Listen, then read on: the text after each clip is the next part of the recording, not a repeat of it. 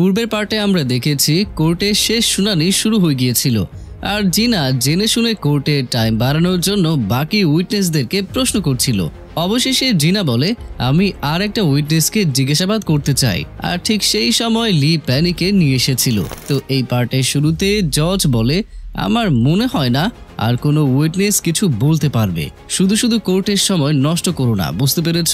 তখন যে শান্তিতে একটা নিঃশ্বাস ফেলে আর মনে মনে বলে, ওহো, অনেক কষ্টে বেঁচে গেলাম। আর তখন লি কোর্টে এসে বলে, শেষ উইটনেস হচ্ছে প্যানি, যাকে যে কিডন্যাপ করে দূরের একটা হাসপাতালে বেঁধে রেখেছিল। তাকে সেখান থেকে ছাড়িয়ে আনতে দেরি হয়ে গেছে। বিশ্বাস না হলে আপনি সেখানকার লোকাল পুলিশকে জিজ্ঞাসাবাদ করতে পারেন। যে তো এরপর চিল্লাতে থাকে।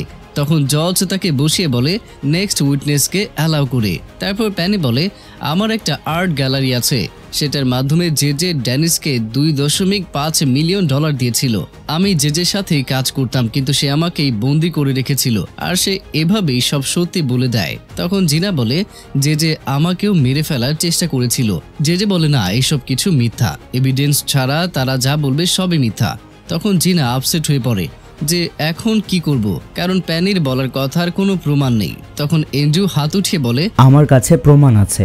যে তার বডিগার্ডকে দিয়ে যখন জিনাকে হত্যা করার চেষ্টা করেছিল, তখন আমি তার গাড়ির পিছু করেছিলাম আর আমি আমার গাড়ির ক্যামেরায় ওই সব কিছুই রেকর্ড করে নিয়েছিলাম।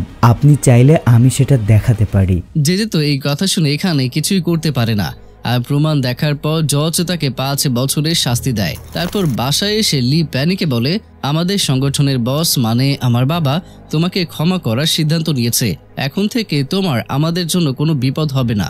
আর এখানে কিছু বন্ড আছে যেটা ব্যবহার করে তুমি ফরেনে নিজের পছন্দ মতো একটা হোটেল খুলতে পারবে। তুমি আগে থেকেই তো নিজের একটা হোটেল করতে চেয়েছিলে। প্যানি লিয়ে শুকরিয়া করার জন্য কোনো ভাষায় খুঁজে পায় না। সে লিকে অনেক ভালোবাসে। প্যানি লিকে বলে, যদি তোমার কখনো আমার প্রয়োজন পড়ে তাহলে তুমি আমাকে ডেকো, আমি তাড়াতাড়ি চলে আসব। তারপর প্যানি কষ্ট পেয়ে সেখান থেকে চলে যায়, কারণ প্যানি চাইতো না লিয়ের থেকে দূরে যেতে। লিও অনেক ইমোশনাল হয়ে পড়ে। ওইদিকে যখন যে আর তার বন্ধুদের জেলে নিয়ে যাওয়ার জন্য বাসে ওঠানো হচ্ছিল, তখন সেখানে লি আসে আর একটু অ্যাটিটিউড নিয়ে বলে, কি আঙ্কেল, দেখলেন তো আপনার সময় কত তাড়াতাড়ি বদলে গিয়েছে। সেদিন আমি জেলে যাচ্ছিলাম আর আপনি এভাবে আমার সাথে দেখা করতে এসেছিলেন। আর আজকে সেই দিন যে আপনি কথা বলার মতো ভাষাও খুঁজে পাচ্ছেন না, কারণ ভাষা যে আমি বদলে দিয়েছি। আসলে এটা তো যে তাই তার মধ্যে অহংকার এখনো ছিল। সেই মুহূর্তেও যে বলে, খেলা এখনো শেষ হয়নি, আমি আবারও ফিরে আসব আর তারপর তোমাকে দেখাবো যে আমি কি জিনিস। এদিকে যে এন্ড্রুকে বলে, তুমি ওই মেয়ের জন্য আমাকে ধোঁকা দিয়েছো, তোমাকেও দেখে নেব আমি। এটা বলে যে বাসে উঠে যায়। পরের সিনে লি, জিনা আর এন্ড্রু সেলিব্রেট করছিল। জিনা বলে, এখন আমাদের জেজের কোম্পানির কীর্তিকলা ফাঁস করতে হবে, যেমন মানি লন্ডারিং, ট্যাক্স, এরকম অনেক কেসে আমরা জেজেকে ফাঁসাতে পারবো। কিন্তু জেজের ফাইলগুলোতে সবকিছু একদম পারফেক্ট ছিল, হিসাব কিতাব বসে একদমই ক্লিয়ার রেখেছে। এন্ড্রু তখন বলে, হ্যাঁ এটা তো ঠিক, সে সবকিছু তো একদম সাবধানে থাকে, কিন্তু তুমি চিন্তা করো না, কিছু না কিছু তো আমরা অবশ্যই পাবো তার বিরুদ্ধে। এর মধ্যে এখানে সিন্ডি চলে আসে। আসলে এন্ড্রু তাকে ডেকেছিল। তারপরে সিন্ডি লির কাছে বসে ড্রিঙ্ক করা শুরু করে। লি তো ভয় পেয়ে যায় যে সে ড্রিঙ্ক করে না জানি আজকে আবার কাকে মেরে ফেলে। তারপর সে অনেক ড্রিঙ্ক করে আর হঠাৎ করে লিকে কিস করে বসে। তখন লি সিন্ডিকে দূরে সরিয়ে দিয়ে বলে, পাগল মেয়ে, এসব কি করছো? তোমরা কিছু মনে করো না। সে যখন ড্রিঙ্ক করে তখন তার মাথায় একটু সমস্যা হয়। তারপর সিন্ডি লিকে জড়িয়ে ধরে। জিনা আর এন্ড্রুকে বলে, তোমরা দুজন আমার বয়ফ্রেন্ডের কাছে থেকে দূরে থাকবে, বুঝতে পেরেছো? না হলে দুজনকেই মেরে ফেলবো। লি তার থেকে কোনোভাবে বেঁচে আবারও হোটেলে ফিরে আসে। লি মোজোকে বলে, আমি এন্ড্রুর সাথে কাজ অবশ্যই করতাম, কিন্তু এখনো তাকে আমি পুরোপুরি বিশ্বাস করি না, কারণ যে তাকে এত বিশ্বাস করত তার বিরুদ্ধে এন্ড্রু এভিডেন্স জোগাড় করার কোনো কমতি রাখেনি। আর কাল যদি সে আমার বিরুদ্ধে কাজ করে তখন কি হবে? আর আমার নেক্সট টার্গেট হচ্ছে নাথান আর এন্ড্রু। অন্যদিকে এন্ড্রু তার অ্যাসিস্ট্যান্টকে বলে, লিয়ের পরের টার্গেট আমি আর নাথান। সে অবশ্যই আমাদের শেয়ার হোল্ডার মিটিংয়ে আসার চেষ্টা করবে। আর এভাবে লি যেটা ভাবে এন্ড্রু সেটাই সঠিকভাবে গেস করতে পারে। মনে হয় সেও লিয়ের সাথে থাকার অ্যাক্টিং করছিল শুধু। পরের সিনে চেয়ারম্যানের ওয়াইফ আর নাথান নেইলের বাসায় যায়। চেয়ারম্যানের ওয়াইফ বলে, জেজেকে জেল থেকে বের করার জন্য আমি আপনাকে সাহায্য করতে পারি, তার বদলে আপনাকে আমাদের জন্য কিছু করতে হবে। বিওয়ার্ড ফার্মা কোম্পানিতে যে শেয়ার আছে সেটা আমাদের নামে করতে হবে। এরকম করলে ডোডো গ্রুপের পরের শেয়ার হোল্ডার মিটিংয়ে আমরা জিতে যাব, কারণ তখন আমাদের কাছে সব থেকে বেশি শেয়ার থাকবে। আর তারপরে আমরা ডোডো গ্রুপ থেকে এন্ড্রুকে বের করে দিতে পারবো। নীল তখন বলে, তোমরা যদি ভেবে থাকো যে ভালো কোনো লয়ার দেখে জেজেকে বের করবে, তাহলে এটা তো আমিও করতে পারি। এর মধ্যে আমার তোমাদের সাহায্যের কোনো প্রয়োজন নেই। আর এই ডিলে আমাদের লাভ কি? তখন কিমি বলে, আপনাদের ডিল আমার পছন্দ হয়েছে, তার বদলে আপনাদেরকে ডোডো গ্রুপের হোটেল আমাকে দিতে হবে। চেয়ারম্যানের রয় বলে, কিন্তু সেটা তো আমরা সিন্ডিকে দেওয়ার সিদ্ধান্ত নিয়েছি। কিমি তখন বলে, কিন্তু এখনো তো দেওয়া হয়নি, তাই না? এজন্য সেটা আপনি আমার নামে করে দিন, তারপরে আমি ফার্মা কোম্পানির শেয়ার আপনার নামে করে দেব। আর এখন অন্য কোনো রাস্তা না পেয়ে চেয়ারম্যানের ওয়াইফও রাজি হয়ে যায়, কিন্তু নাথানের অ্যাসিস্ট্যান্ট এইসব কথা শুনে নেয়। তারপরে এইসব কথা সে এন্ড্রুকে বলে দেয়, কারণ এই নাথানের অ্যাসিস্ট্যান্ট সেদিনের পর থেকে এন্ড্রুর লোক হয়ে গিয়েছে। কারণ এন্ড্রুর কাছে তার ওই ভিডিও আছে, যে ভিডিওতে চেয়ারম্যানের মেডিসিন চেঞ্জ করা হয়েছিল। তারপরে এন্ড্রু তার সিক্রেট সেফ খুলে, যেখানে বিওয়ার্ড ফার্মা কোম্পানির একটা টপ সিক্রেট ফাইল আছে। বিওয়ার্ড ফার্মা জেজের ওই কোম্পানি, যেটা ভ্যাকসিন তৈরি করার জন্য বানানো হয়েছিল। আর ওইদিকে জেলে জেজে সব সেলমেটদের খাবার একাই খেয়ে ফেলে, আর বাকি লোকেরা ক্ষুধার্ত অবস্থায় তার উপরে রেগে যায় আর বলে, আমাদেরও খাবার চাই। কিন্তু তখন জেজের বডিগার্ড সেখানকার একজন লোককে মারতে থাকে আর বলে, আমার বস খাবার খাওয়ার পর যা কিছু থাকবে সেগুলো তোমরা খেয়ে নিও। এর মধ্যে জেলের গার্ড এসে জেজেকে বলে, তোমার সাথে দেখা করতে কেউ একজন এসেছে। জেজে তো ভেবে নেয় যে অবশ্যই তাকে কেউ ছাড়ানোর জন্য এসেছে, কিন্তু সেখানে এন্ড্রু বসেছিল। জেজে তাকে দেখে অনেক রেগে যায় আর বলে, আমাকে ফাঁসিয়ে আবার আমার সাথে দেখা করতে কেন এসেছো তুমি? এন্ড্রু বলে, আরে স্যার, প্রথমে বসেন তো, আপনি এখন সেটাই করবেন যেটা আমি বলবো। জেজে তখন বলে, আমাকে হুমকি দেওয়ার মতো সাহস তোমার কোথা থেকে আসলো? আর তখন বিওয়ার্ড কোম্পানির সিক্রেট ফাইল জেজে সামনে রাখে, তার মধ্যে সব ছোট ছোট ডিটেলস আছে।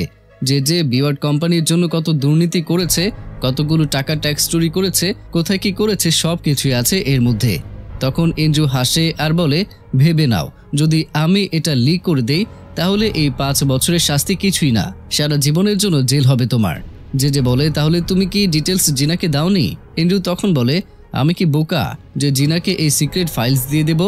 আমি তো আমার লাভের জন্য তোমাকে হুমকি দিতে এসেছি। জেজে তখন বলে, ঠিক আছে, বলো তোমার কি চাই? এন্ড্রু তখন বলে, ঠিক আছে, আপনি যখন জিজ্ঞাসা করছেন তাহলে বলেই দিই, আমার শুধু 2টা জিনিস চাই।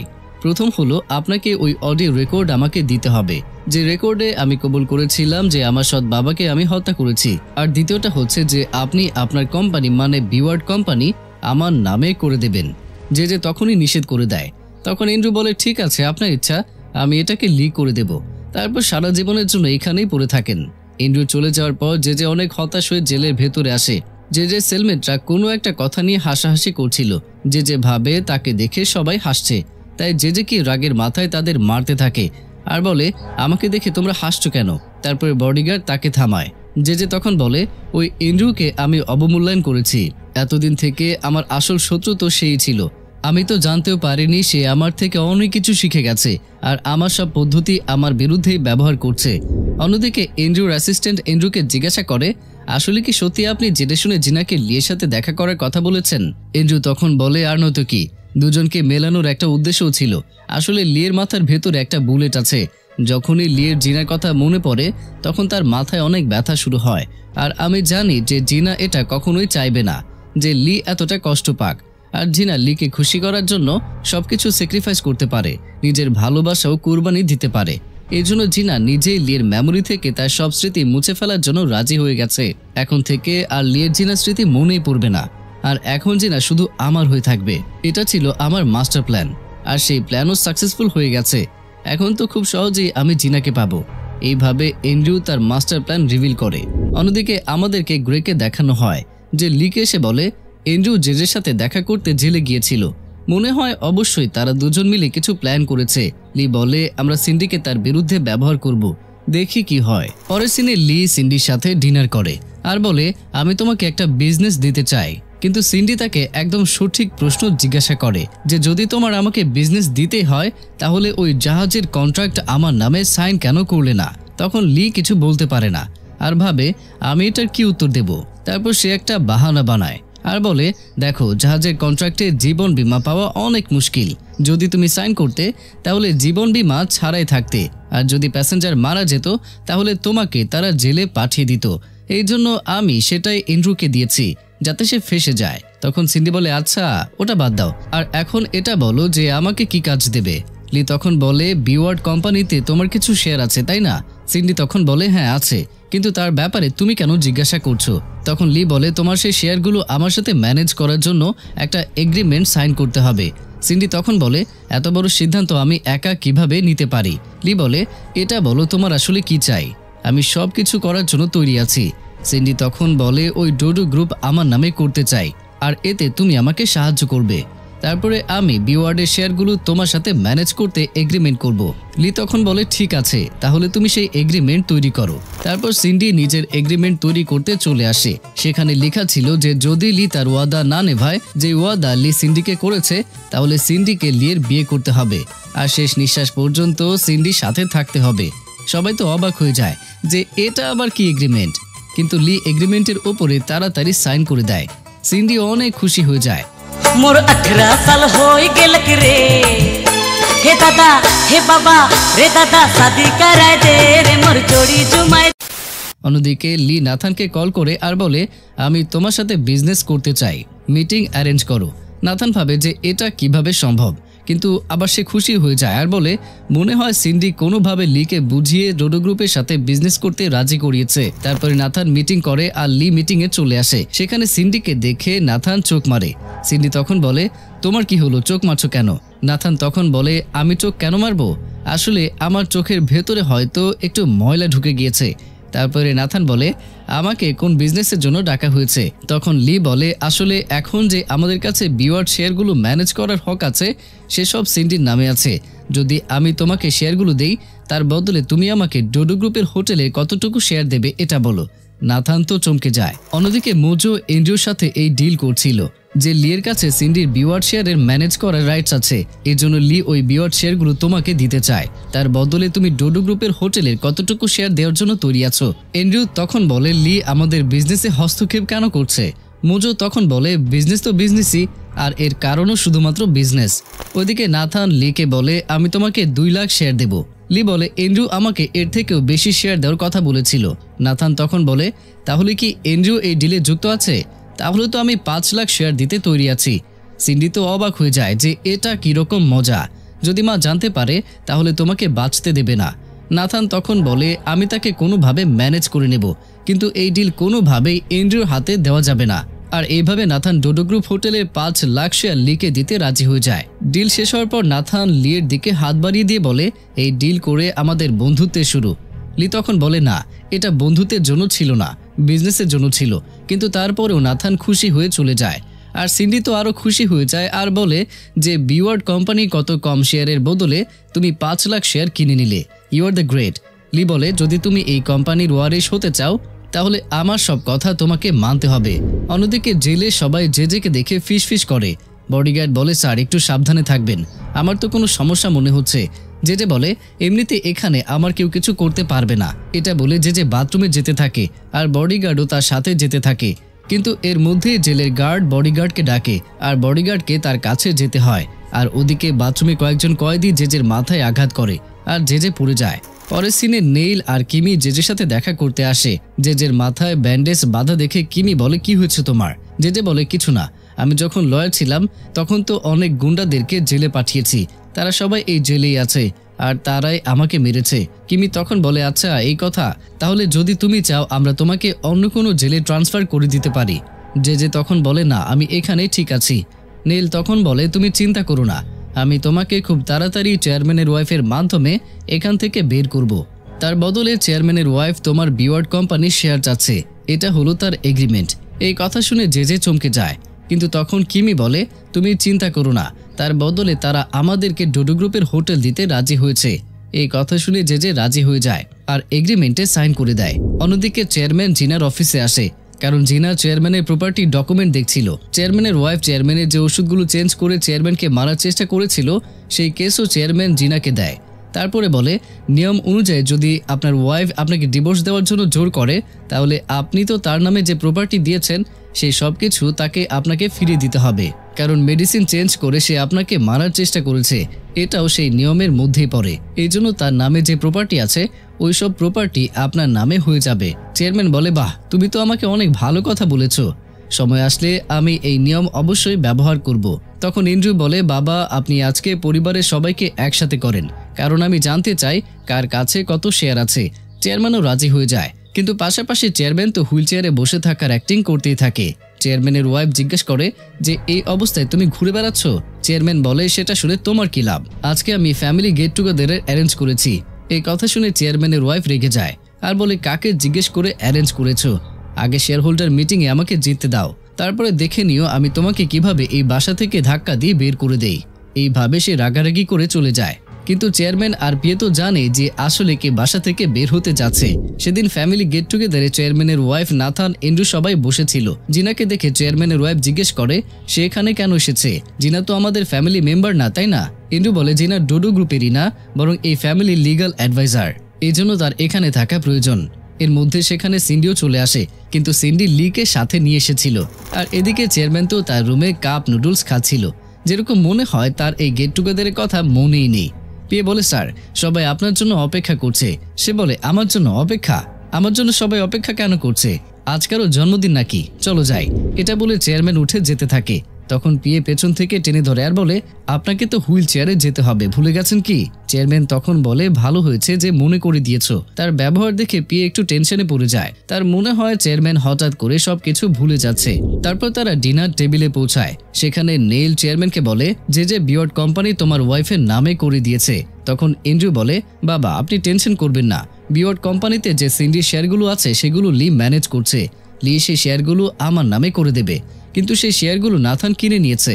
এই জন্য নাথান অনেক কনফিডেন্ট নিয়ে বসে থাকে আর বলে ওই শেয়ারগুলো আমি কিনে নিয়েছি, তার বদলে ডোডো গ্রুপের হোটেলে যে আমার শেয়ার আছে সেগুলো আমি সিন্ডিকে দিয়েছি। তখন কিমি বলে ওঠে যে ডোডো গ্রুপের হোটেল তো আমার নামে করে দেওয়ার কথা ছিল। তখন চেয়ারম্যানের ওয়াইফ বলে তুমি চিন্তা করো না, হোটেলের বদলে আমি অন্য কোনো কোম্পানি তোমার নামে করে দেব। তখন কিমি বলে হোটেলের বদলে আপনাকে অন্য বড় কোম্পানি আমার নামে করে দিতে হবে, এটা মনে রাখবেন। সবার এইসব কথা শুনে চেয়ারম্যানের অনেক রাগ উঠে যায় আর চিৎকার করে বলে ওঠে তোমাদের এত সাহস কোথা থেকে হলো আমার প্রপার্টি ভাগ করার? এগুলো কি তোমরা ফ্রি পেয়েছো?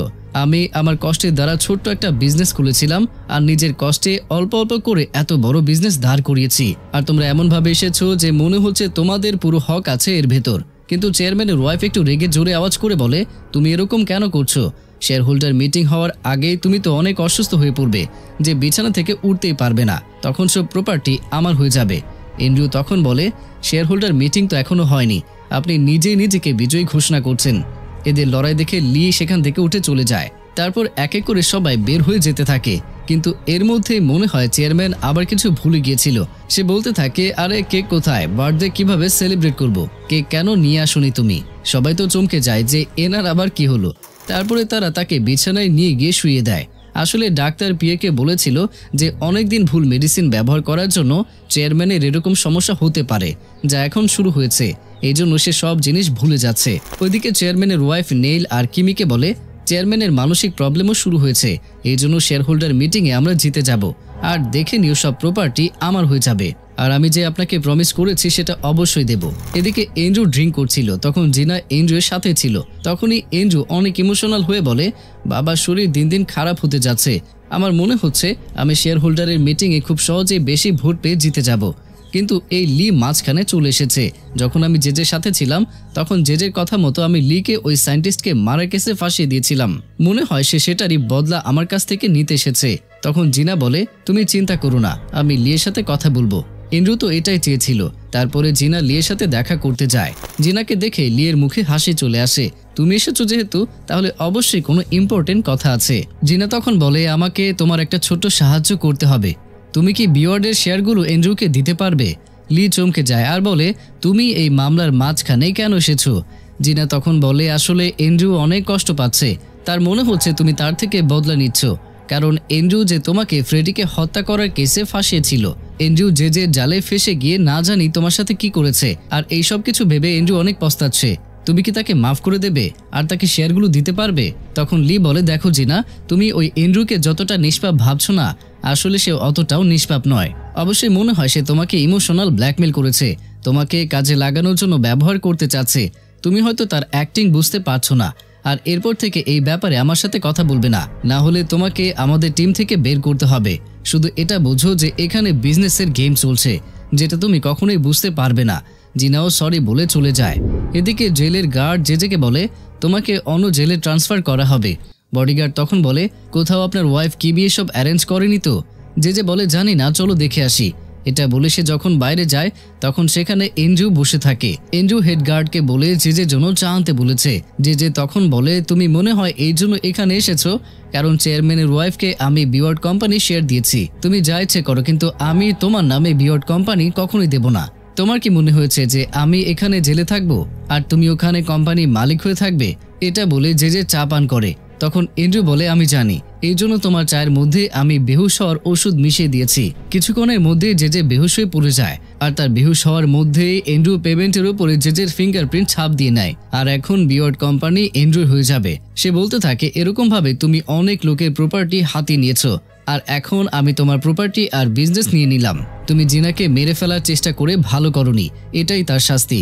এন্ড্রু যাওয়ার পরে জেজেকে অন্য একটা সেলে বন্দি করা হয়। অন্যদিকে লির কাছে বসের কল আসে। বস লিকে বলে, আমরা কোরিয়া আর ইউএস এর MK2 ভ্যাকসিনের পেটেন্ট কিনে নিয়েছি। এই জন্য যদি বিওয়ার্ড কোম্পানি ওই ভ্যাকসিন বানায়ও তাহলে মার্কেটে আমরাই ডমিনেট করব। এই কথা শুনে লি অনেক খুশি হয়ে যায়। ওইদিকে জেলে তো জেজের কানে শুধু এন্ড্রুর কথাগুলি শুনতে পাচ্ছিল, যেভাবে তুমি অন্য লোকেদের প্রপার্টি ছিনিয়ে নিয়েছো, এরকম ভাবে আমিও তোমার প্রপার্টি ছিনিয়ে নিচ্ছি। এই কথা জেজের মাথায় বারবার ঘুরপাক খাচ্ছিল। আর তখন লি তার সাথে দেখা করতে আসে, কিন্তু লি এখানে জেজের জন্য একটা পিৎজা নিয়ে এসেছিল। তখন লি বলে, যখন আমি জেলে ছিলাম তখন আপনিও তো আমার জন্য এভাবে পিৎজা এনেছিলেন, এই নিন আপনার সেই ঋণ। এটা বলে লি জেজেকে পিৎজা দেয় আর একটা রহস্যময় হাসি দেয়। আর এখানেই এই পার্টটিও শেষ হয়ে যায়।